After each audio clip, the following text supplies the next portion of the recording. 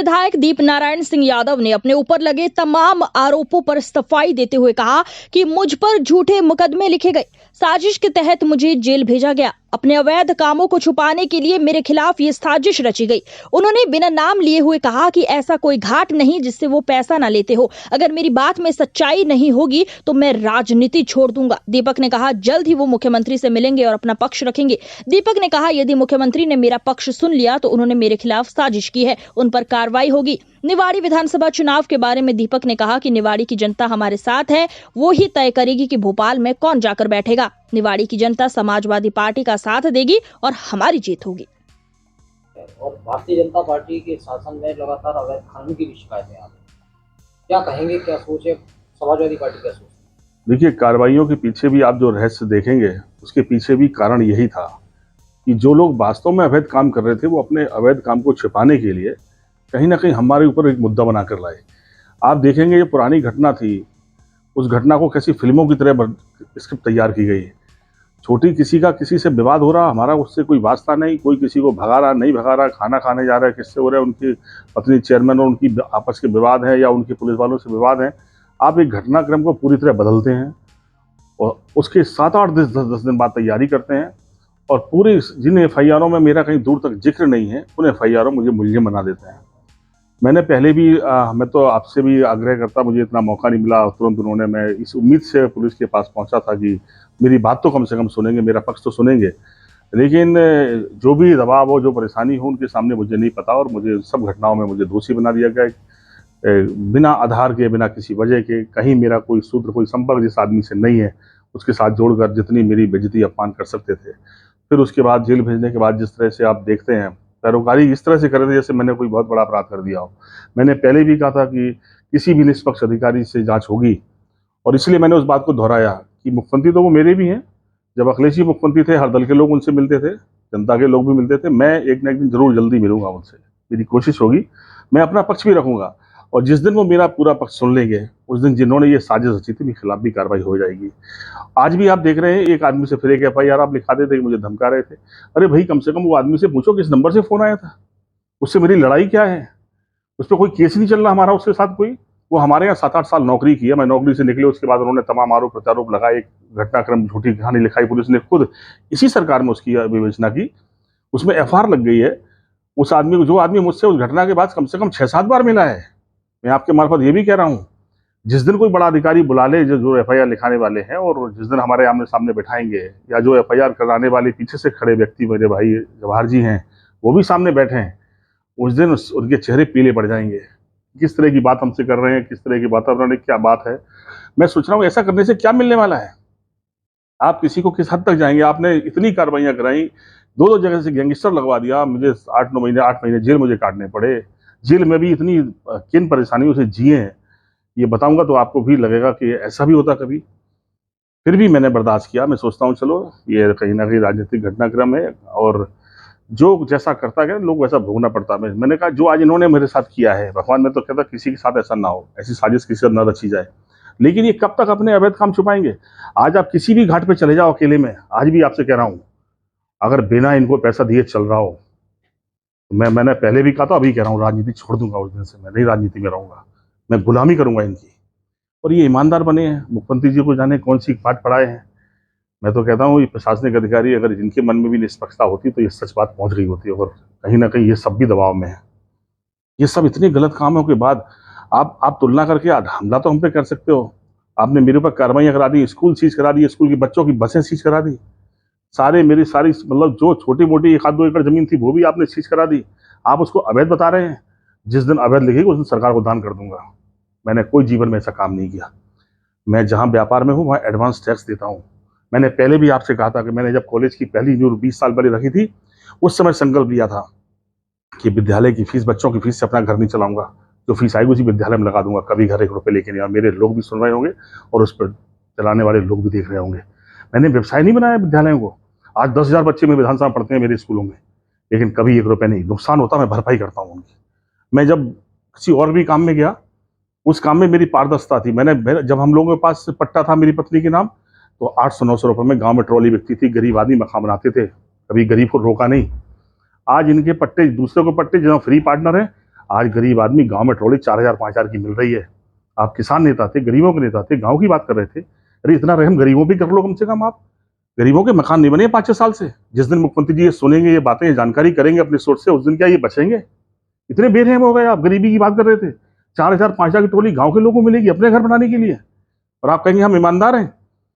आप कितने की जब जब जब तक समाजवादी सरकार थी उस समय तक 12,000 10,000 में घाट पे बालू भरती थी ट्रक में। आज कितने की भर रही है? और क्वालिटी का क्या फर्क है? आप कहते हैं कि आप अवैध खनन बंद है। आप वैध और अवैध के नाम पे कितने गुना पैसे ले लेंगे? 25,000 में भरेंगे आप गाड़ी। मैंने कहा ना, अभी मुख्यमंत्री जी को पता नहीं है, सरकार में बैठे लोग पता नहीं है। जिस दिन पतेगा कि जनता कैसे पतन कर रहे हैं ये, मैंने उस दिन भी पहले भी आपने मुझसे सरकार जाने के बाद या सरकार के बाद बात करी थी। मैंने कहा था उस व्यवसाय में कभी जाऊंगा नहीं, मेरे सेंटीमेंट दूसरे तरीके के हैं। मैंने कहा मैं पहाड़ तोड़ने वाला काम नहीं करूंगा। मैंने एक दिन में क्रेशर बंद किया। मैं आज दोहराता हूं, मैं कभी जीवन में बालू काम नहीं करूंगा, जिससे कभी किसी का कोई दूसरी प्राकृतिक क्षति होती हो, वो धंधे वो काम नहीं करना हमें। अगर मुझे मुनाफा कमाने का बहुत ज्यादा शौक होता, पैसे बहुत कमाने की जुनून होता, इतने करोड़ की प्रॉपर्टी आप मेरी बता रहे हो। आप स्कूल कितने की जमीन खरीदी, कितने 2.5 करोड़ रुपए लोन लिया उस जमीन पे, मैंने उस विद्यालय को बनाया। आज तक कर्ज के भर रहे हैं, कर्जा उससे, स्कूल का हम घर से अपने। आप मुनाफे बता रहे हैं, आप 100 करोड़ रुपए स्कूल बनाकर मेरे जब्त कर रहे हैं। आपने स्कूल में बच्चों की फीस, आपने बसें बंद करा दी। आप मुझे कितना नुकसान करना चाहते हैं? आप मुझे मेरी जान ले लो ना आप, लेकिन लोगों को तो छोड़ दो। उसमें मेरे बच्चे नहीं, पर लोगों के बच्चे पढ़ रहे हैं। कोई नहीं बनाता गांव में इतना बड़ा स्कूल, पर मेरे मन में जुनून था। मैं गांव से निकल कर आया, मुझे गांव से मेरे परिवार के लोग क्रैश देके पढ़ाने लेकर आए। लेकिन बहुत सारे ऐसे परिवारों के बच्चे जो मुझसे भी ज्यादा होशियार थे, उन्हें स्कूल ही नहीं मिल पाया। बेचारे वो गांव में खेती कर रहे हैं। इसलिए मैंने मोट में एक अच्छा स्कूल बनाया, झांसी से अच्छी बिल्डिंग बनाई कि वहां भी गरीब किसान मजदूर का बेटा मेरी तरह अच्छे से पढ़ सके और आने वाले समय पर इस प्रगति की वजह बने। मेरी सोच वही थी। और मेरे मन में अगर व्यवसायी दिमाग होता तो मैं इतनी शादियों में करोड़ों रुपए अपनी गरीब बेटियों को अपनी बहन नहीं बनाता, क्योंकि कौन पैसा कमाने के बाद गंवाना चाहता किसी के लिए। और मेरे मन में एक जुनून था। मैं आज भी आपसे कह रहा हूं, सरकार सब जब्त कर ले, और जो बचेगा उसमें भी आधा गरीबों पर खर्च करूंगा। भगवान मेरी बात सुन रहा हो, मेरा संकल्प सुन रहा हो, और मैं ऐसी बात से बिचल जाऊं तो भगवान मेरा विनाश कर दे। मेरी सोच यही आज भी थी। मैंने ये सब किया, झांसी बना, डेवलपमेंट किया। मैं इंजीनियरिंग करके आया था।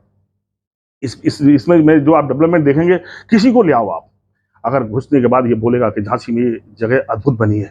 ये व्यवसायिक दिमाग नहीं था। कोई व्यवसायी होता खराब सड़कें डालता, क्योंकि सड़कों से बिकती नहीं है सड़कें। ये बिल्डिंगें ऐसी नहीं बनती। झांसी छोटा शहर है।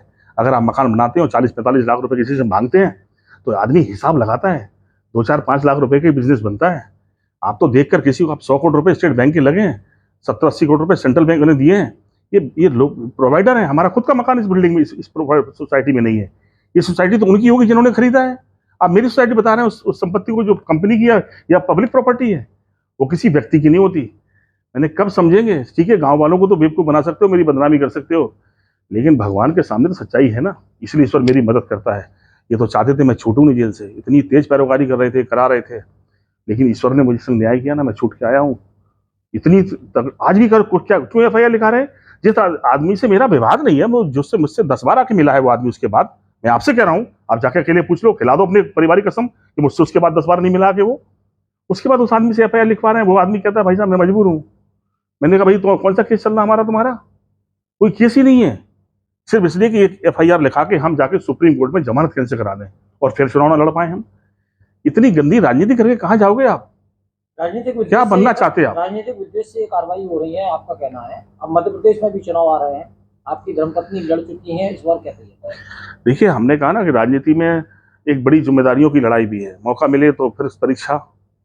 और जो लोग आप किसी से निवाड़ी विधानसभा है, मैं 98 में पहली बार विधानसभा लड़ा था वहां से, और मैं दूसरे नंबर पर रहा था। उस समय दिग्विजय सिंह जी मुख्यमंत्री थे, कांग्रेस की जमानत जब्त हुई थी उस जमाने में, 5,000 वोट पाए थे कुल।